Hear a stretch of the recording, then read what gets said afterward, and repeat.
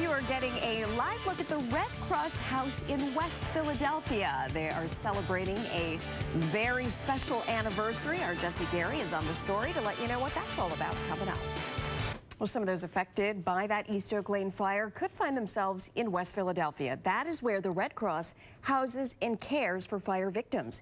NBC 10's Jesse Gary live in West Philadelphia, where fire victims aren't the only ones in need. Tell us about it, Jesse. Lori, good morning to you. The Red Cross House here in West Philadelphia at 40th and Powelton is a one-of-a-kind jewel in the city, the region, and the country. But this haven for fire victims is itself in need of help from you. We are all one step away from being right here. Catherine Stokes' twist of fate came in February. A neighbor's fire forced this mother of two from her Southwest Philadelphia row home. With no place to go, Stokes and her daughters, 12-year-old Maya and 16-year-old Mariah, who requires constant care, came here. This has been the best decision that I could have made for my family. The house is full. This month, this first-of-its-kind haven turns 10. Red Cross officials say the two-story, 33,000-square-foot West Philly facility can house 150 people. But since the start of its fiscal year last July, the house has been at 90% of occupancy. Families come with nothing. What they get is their lives. Red Cross CEO Renee Cardwell-Hughes says the house has been a victim of Sandy relief efforts. Donations that normally would have come here have gone elsewhere. But the need has increased, forcing some families into hotels. So the house is critical, and the house is much more cost-effective than a hotel. Residents such as Catherine Stokes say the private rooms and amenities make the climb back from disaster much easier. Any family out there that gets in a situation and has a disaster, that they would turn here. Yeah, Ms. Stokes and her daughters plan on moving into an apartment in the very near future. Red Cross officials say despite their impending departure, there's still a need, as you heard from Tim's story. If you'd like to donate to the Red Cross, you can go to our website, NBC10.com. We will link to their website. Keyword search is Red Cross. Very latest live here in West Philadelphia this morning. Jesse Gary, NBC 10 News. We'll head back to you. And Tim, here in West Philadelphia, a one-of-a-kind haven for fire victims, but the Red Cross House, well, it needs your help, too. We'll talk about that when our morning news continues right after this. Yeah, and Tim, some of the victims from that East Oak Lane fire may find themselves with nowhere to turn, but there's a safe haven in West Philadelphia where the Red Cross cares for people in need. NBC 10's Jesse Gary, he is live at the Red Cross House with more on what they do and also what they need. Jesse.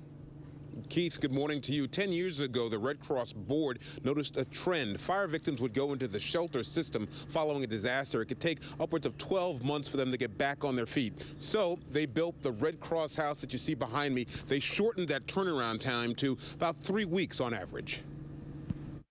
This is a hidden treasure in our own backyard. Catherine Stokes found this two-story oasis following a Southwest Philadelphia fire in February. Homeless and caring for two daughters, one of whom is a special needs child. Stokes reluctantly came here. We, as parents, feel that maybe we failed because we now cannot provide a place for our children. But every day, I get up and I lift myself up. So when the fire comes and knocks them off their feet. This month, this one-of-a-kind haven turns 10. But Red Cross officials say this facility has been stretched to capacity during the current fiscal year. Families from all across the region are welcome to stay at the house as long as we have room. CEO Renee Cardwell-Hughes says room is in short supply, as are donations. Money that normally would have come here went to Sandy relief efforts and elsewhere. So the house is critical, and the house is much more cost-effective than a hotel. For residents such as Catherine Stokes, private rooms and self-help amenities make the road to recovery less bumpy. Even though we do know there are services here at the Red Cross that we can use and utilize, always try to help yourself. If you can meet them halfway, that's half the battle. The next battle for the Red Cross is building a new Red Cross house here in West Philadelphia to help permanently ease the overcrowding that they are suffering from. If you'd like to donate, you can go to our website, NBC10.com. That will link you to their website. Key search word Red Cross.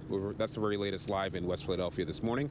I'm Jesse Gary, NBC 10 News. We'll head back to you. Let's head to my colleague Jesse Gary. He's live in West Philadelphia.